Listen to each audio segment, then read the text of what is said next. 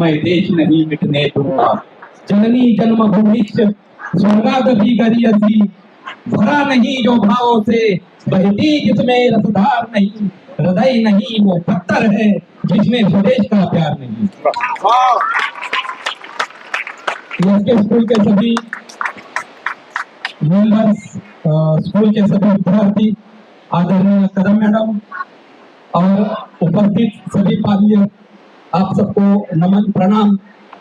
मैं कमांडो मधुसूदन सुर्वे, शौर्य चक्र, 26 जनवरी 2006 में महामहिम राष्ट्रपति missile man doctor APJ Abdul Kalam sahab ने मुझे शौर्य चक्र से सम्मानित किया। आज मैं आपके सामने जो खड़ा हूँ वो 11 बुलेट्स, 11 गोलियां अपने शरीर के ऊपर झेल के मैं खड़ा हूँ। मैंने अपने एक ऑपरेशन में 37 आतंकवादियों को किल किया है, मारा है।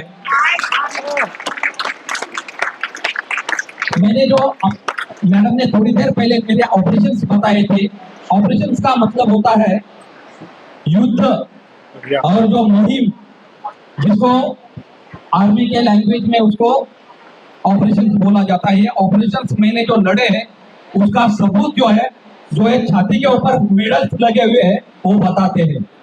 भारत देश के जितने भी ऑपरेशंस है वो लड़ने का मुझे मौका मिला। मैं ऐसे गांव से आता हूं जहां की मिट्टी फर्स्ट और सेकंड वर्ल्ड वॉर में 234 जवान जो है वीर गति को प्राप्त हुए थे, भारत देश के काम आए थे। मेरा बचपन ऐसे स्कूलों में गया है, क्योंकि मेरे प्राइमरी स्कूल मैंने 10 तक की, उसके बाद मैंने मेरा ग्रेजुएशन आर्मी में जाके पूरा किया। मैं 92 में भारतीय सेना में दाखिल हुआ था। उसके बाद बहुत ज्यादा ऑपरेशंस मैंने लड़े हैं। 9 महीने 9 दिन की ट्रेनिंग करने के बाद मुझे कुछ और करने का सोचा मैंने, और फिर मैं स्पेशल फोर्सेस का एक नुमाइंदा बना। आप अगर बच्चे देखते हो कि आपने एक मूवी आई थी कुछ साल पहले, सर्जिकल स्ट्राइक, उसके अंदर जो बच्चे थे, जिसके अंदर जिन्होंने भी रोल किया था, वो सब स्पेशल फोर्सेस के पूरे बंदे थे। और ऐसे ही बहुत ही जल्दी मेरे ऊपर भी एक बायोपिक यानी कि मूवी आ रही है। आलिया भट्ट और रणवीर सिंह, ये दो किरदार है मेरे इसमें तो कर रहे हैं। नीरज पाठक और मनीष शर्मा जो 2 डायरेक्टर है, वो मेरे ऊपर मूवी बना रहे हैं। 75% मूवी बन गई है, क्योंकि अभी थोड़ी देर पहले मणिपुर डिस्टर्ब हुआ था, अभी भी वैसा ही चल रहा है। इससे थोड़ी प्रॉब्लम हो गया, तो 2-3 महीने के लिए अभी शूटिंग बंद है। लेकिन बहुत ही जल्दी आपको ये पूरा किरदार जो है, ऑपरेशन जो है कैसे लड़े जाते हैं, वो आपको देखने के लिए मिलेगा। मैं आपको बताना चाहता हूँ कि ऑपरेशन में अंदर अपने अंदर जो जज्बा होता है, जीत होती है, वो कैसी होती है। क्योंकि आपके जैसा ही नहीं एक विद्यार्थी था, आप भी में एक ऐसा विद्यार्थी जो आज भारत देश का कभी नेतृत्व करने का कभी मौका मिलता है। महामहिम राष्ट्रपति APJ अब्दुल कलाम के साथ बैठने का हमें मौका मिला। मैंने जो ऑपरेशन लड़े थे उसके बारे में बताता हूँ। सबसे पहला मेरा ऑपरेशन था ऑपरेशन राइनो, जो असम में मैंने किया। उसके बाद किया था ऑपरेशन ऑर्किड, नागालैंड में। उसके बाद ऑपरेशन हिफाजत 1 मणिपुर में, ऑपरेशन रक्षक जम्मू एंड कश्मीर में, ऑपरेशन पराक्रम जम्मू एंड कश्मीर में, ऑपरेशन कारगिल जो विजय के नाम से जाना जाता है वो operation Jammu and Kashmir, operation हिफाजत 2 Manipur, operation UN mission south Africa Congo DRC। ऐसे ये सब ऑपरेशंस मुझे लड़ने का मौका मिला। और ऐसे ऑपरेशंस में एक ऑपरेशन ऐसा था जिसके अंदर मुझे 11 गोलियां लगी। मेरे साथी को गोली लगी थी एक ऑपरेशन में, तो उसको उठाने के लिए मैं वहां पे पहुंचा। जब उसको मैंने उठा के अपने सेफ जगह पे लेके आ रहा था, तब तक एक आतंकवादियों ने मेरे ऊपर फायर किया। एक पैर में 7 गोलियां लगी, पूरा पैर लेके गोलियां निकल गई। मैं तुरंत जमीन के ऊपर लेट गया। वो आतंकवादी वो गड्ढे में बैठा हुआ था, ट्रेंच कोट के अंदर बैठा हुआ था, वो खड़ा हो गया। उसने सेकंड ब्रश निकाला, 2 गोलियां मेरे राइट पैर में लगी, पूरा पैर मुड़ के कमर को चिपक गया। वो आतंकवादी दोबारा मेरे नजदीक आया, उसने तीसरा ब्रश निकाला, 2 गोलियां मेरे पेट में लगी, आंतड़ियां बाहर, और मेरे हाथ से मेरी बंदूक यानी कि जीवन संगिनी मेरी निकल गई। ऐसे में वो चुप नहीं बैठा और वो आगे आया, 3 फुट के ऊपर आया और उन्होंने मेरे ऊपर बंदूक तानी और मेरे को मारने के लिए जाता है तो बोलते हैं ना कि जागोरा कसाईया मार सके ना कोई। वो परमपिता परमेश्वर ने, मैं जिसका नाम लेता हूँ, जिसने मेरे हाथ में ऊपर बंदूक मैंने जहाँ पे मेरी गिरी थी, मैंने वहां पे हाथ डाला और मेरी बंदूक मेरे हाथ में मिली। जैसे ही थी मैंने उसके ऊपर ट्रिगर ऑपरेशन किया और उसको नीचे से ऊपर तक फाड़ दिया। वो गिर के मेरे ऊपर आ गया। इससे पहले एक घर के ऊपर मैंने अटैक किया था। मैं घिसट के वहां तक पेट के बल उस घर तक पहुंचा। पहुंचने के बाद मुझे पता चला कि उसके अंदर 8 आतंकवादी बैठे हुए थे। तो मैंने सोचा कि मैं वापस अपने सेफ लोकेशन में आ रहा था। तब तक एक आतंकवादी ऊपर से वापस आया और उस घर की तरफ जा रहा था। दोपहर के 11:30 बजे का टाइम था। मुझे लगा कि अगर इस आतंकवादी ने अगर मेरे को देख लिया तो वो मेरे ऊपर फायर करेगा। मैं तुरंत उसके पीछे चला गया क्योंकि बारिश लगातार हो रही थी वहां पे। मैं वहां पे उसके पीछे चला गया। मैंने अपनी कुकरी निकाली, उसका गला वहां पे मुंह दबाया और गला काट के उसको वहां पे साइलेंट कर दिया। उसके बाद उस घर के ऊपर गया और घर के अंदर 8 आतंकवादी बैठे हुए थे। उनके ऊपर ग्रेनेड डाला जो ब्लास्ट करता है, हैंड बॉम्ब डाला उस घर के अंदर। जो बैठे हुए थे 8 आतंकवादी पूरे ढेर हो गए, वहां पे पूरे मर गए। और मैं अपने लोकेशन में आया, तब तक मेरे एक साथी को गोली लगी। उसको उठाने के लिए मैं गया तो मेरे ऊपर उन्होंने फायर किया और वो सारी रात मुझे जंगल में रहनी पड़ी। पॉइजन चढ़ा जब तक 12 12:30 बजे इनकाउंटर शुरू हुआ था, लड़ाई शुरू हुई थी। और ऐसे में मेरे एक साथी को गोली लगी, उसको उठाने के लिए मैं गया और उस आतंकवादियों ने मेरे ऊपर फायर किया। 7 गोलियां दाएं पैर में, 2 गोलियां राइट पैर में, 2 गोलियां पेट में, आतड़ियां बाहर। और तब तक फिर मैंने अपने साथी को, मेरे कमांडर को बताया, सर मुझे गोली लगी है, साथ में मेरे साथी को गोली लगी है। उन्होंने हेलीकॉप्टर भेज दिया। हेलीकॉप्टर इम्फाल में था और इम्फाल से हम 80 किलोमीटर आगे थे म्यांमार बॉर्डर के ऊपर। म्यांमार बांग्लादेश बॉर्डर है, वहां उस बॉर्डर के ऊपर हम बैठे हुए थे और वहां पे आतंकवादियों ने पूरे 60-70 आतंकवादी अपने देश के अंदर घुस रहे थे। और जब ऐसी है तब पूरी सिचुएशन है, लगातार बारिश हो रहा है और गोलियों से, क्योंकि जब गोली लगती है तो पॉइजन चढ़ना शुरू हो जाता है। और ऐसे में पेट के अंदर की पूरी आंतड़ियां बाहर थी। एक पैर तो पूरा गल गया था, दूसरे पैर में रॉड मतलब पूरा मुड़ के कमर के ऊपर चिपक गया था। मेरे साथी को बोला कि मेरे पैर को काट दे और उसको बांध दे ताकि कम से कम ब्लीडिंग तो रुक जाएगी। लेकिन मेरे साथी ने क्या बोला, सर मैं आपका पैर नहीं काट सकता। फिर मैंने मेरे कुकरी जाने की आपका कमांडो स्नाइप, कुकरी से मैंने अपना लेफ्ट पैर अलग कर दिया और उसको बोला फिर आगे उसको बांध दे। फिर उसने मेरे लेफ्ट पैर को कपड़े से बांधा। राइट पैर को वहां से 2 डंडे निकाले और उसको, क्योंकि जो कंपाउंड फ्रैक्चर हुआ था, सिर्फ बीच की हड्डी निकल गई थी, मांस वैसा ही था, तो उन्होंने उस डंडे से मेरा पैर की बूट की लेस निकाली और उसको बांध दिया। पेट की आंतड़ियां बाहर की, पानी से धोने के अंदर डालने की कोशिश की लेकिन अंदर नहीं जा रही थी, तो उसको ऊपर से ही कपड़े से बांध दिया और सारी रात वो हमें जंगल में रहनी पड़ी।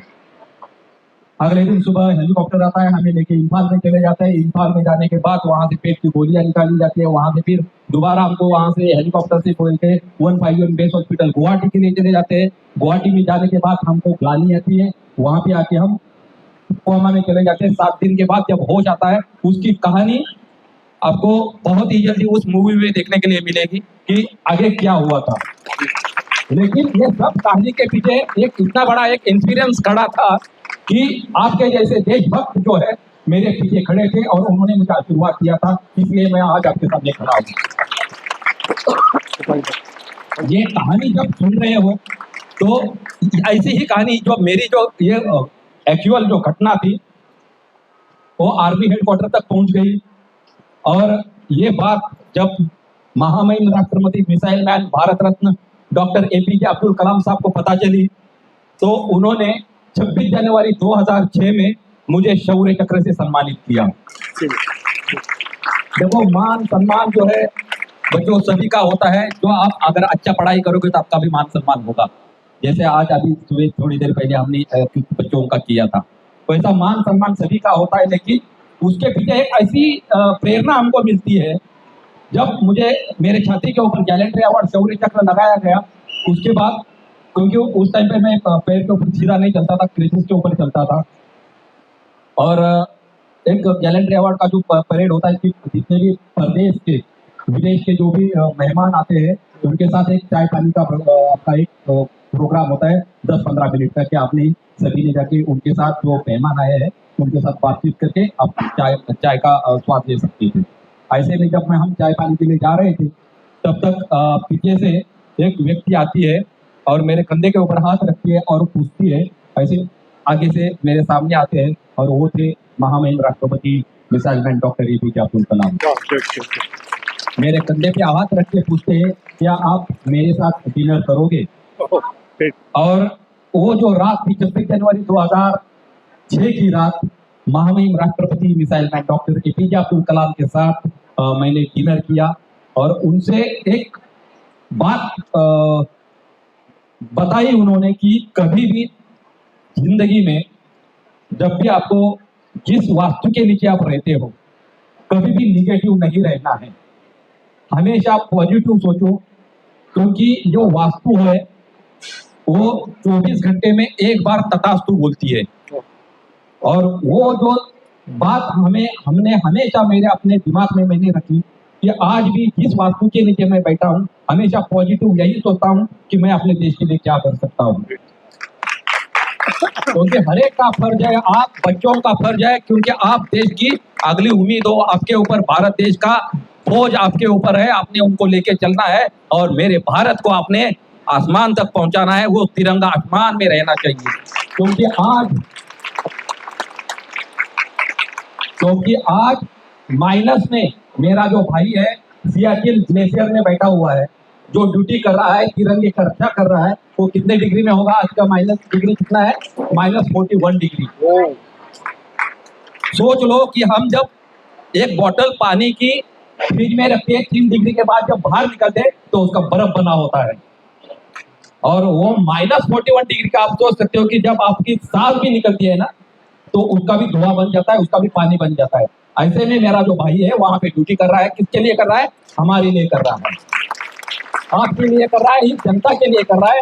तो मैं यही इतना ही चाहता हूं कि आपकी जरूरत है भारत देश को, आपके जैसे जब सिपाही भारत देश के लिए जब बाहर निकलेंगे, देश प्रेम आपके इधर जब आपके स्कूलों में पढ़ाया जाएगा। माँ बाप क्या पढ़ाते हैं? जब ये आपको घड़ाने वाले माँ बाप नहीं होते, इन जैसे टीचर्स होते हैं, इन जैसे शिक्षक होते हैं, जो बच्चों को, माँ बाप 8 घंटे तक आपके पास रहते हैं, लेकिन बच्चों का जो भविष्य बनाने वाले हैं इन जैसे टीचर है, उनकी बदौलत हम अपना देश का भविष्य बना सकते हैं। तो मैडम आपका और आपके पूरे स्टाफ का मैं आभार व्यक्त करता हूँ कि ये जो आज मैंने जो देखा बहुत ही अच्छा प्रदर्शन था। बच्चों जब ग्राउंड में आओगे तभी जब जाके आप स्वच्छ और निर्भर और निर्भय बनोगे, क्योंकि आपके अंदर जो कैपेबिलिटी जो है वो आप जब ग्राउंड में दिखाओगे, आप जब स्वस्थ रहोगे तभी तो स्वच्छ भारत, स्वस्थ भारत और अच्छा भारत बनाने के काम से आपका है। इतना तो 2 शब्द बोलने के लिए मैडम आपने मुझे एक मौका दिया। राठौड़ सर ने जब मैडम का जो मेरा नाम दिया तब और आप सभी बच्चों को मैंने यहाँ पे पाया तो बहुत ही अच्छा लगा। आपने मुझे 2 मिनट देने के लिए मैं आपका आभार व्यक्त करता हूँ। जाते जाते सिर्फ एक प्रभु से इच्छा व्यक्त करता हूँ, विजय मिला वीर गति। भारत माता की, भारत माता की, भारत माता की जय हिंद, जय Bharat. Thank you so much, sir, for your motivational words.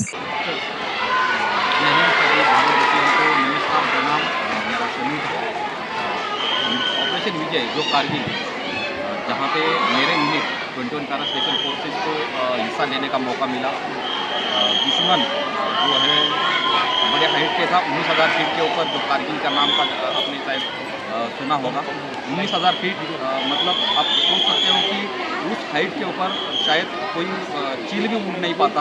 और ऐसी जगह पे हमारे जितने भी सैनिक थे, भारतीय सेना जो है रोड पे थी, NH1 जो श्रीनगर से लेके लेह तक जो NH हाईवे जाता है, वहाँ पे हमारी भारतीय सेना लगी हुई थी। और ऊपर जो हाइट के ऊपर बैठे हुए थे वो पाकिस्तानी सैनिक थे। बोला जाता है कि जनरल परवेज मुशर्रफ जिसने पाकिस्तान के ऊपर बहुत साल राज किया, और वो जनरल नहीं एक हत्यारा है मेरे हिसाब से, क्योंकि उसने भारत देश के ऊपर इतना पीठ के ऊपर उन्होंने छुरा होता है। तो उसका परिणाम ऐसा था कि ऊपर पाकिस्तानी सैनिक बैठे हुए थे नॉर्दर्न इन्फेंट्री के, और हम भारतीय सेना जो है नीचे से ऊपर तक चढ़ रहे थे। बहुत बड़ा नुकसान हमको उठाना पड़ा ऐसे लड़ाई में, और हमारे सैनिकों ने इतना बड़ा योगदान दिखाया। उसमें सैनिक सिर्फ आर्मी के नहीं थे, आर्मी नेवी एयरफोर्स तीनों सेना ने लड़ाई लड़ी थी। और इसमें मेरा सौभाग्य ऐसा था कि मैंने इस ऑपरेशन में मैंने भाग लिया, और पाकिस्तान में घुसने का तो क्या बोले, क्योंकि वो हमारा ही इलाका था जिसने पाकिस्तान ने उसके ऊपर कब्जा किया था।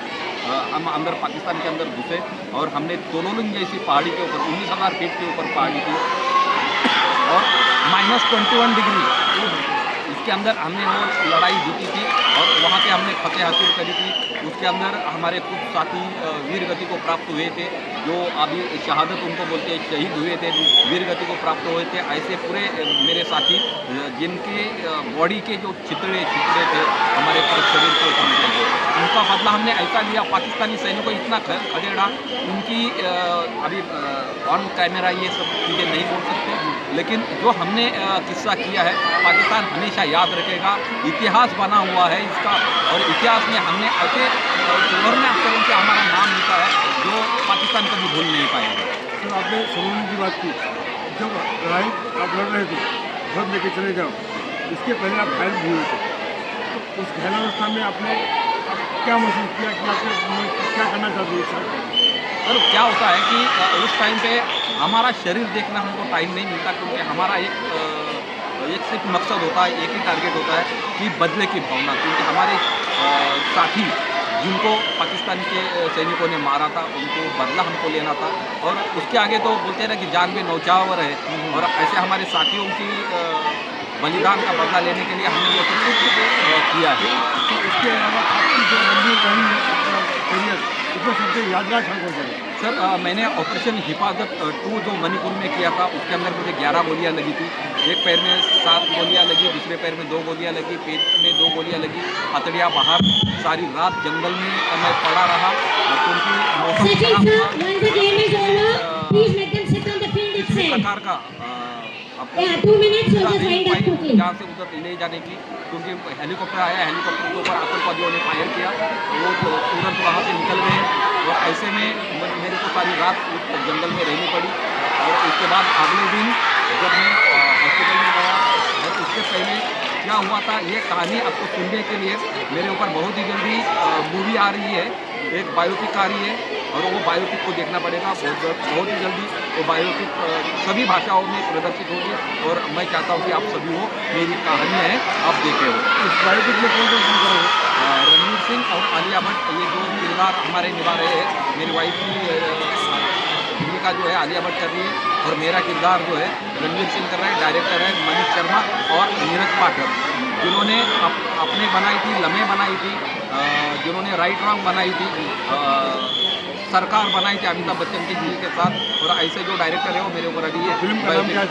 फिल्म का नाम अभी तक डिक्लेयर नहीं हुआ, बहुत ही जल्दी भी हो जाएगा।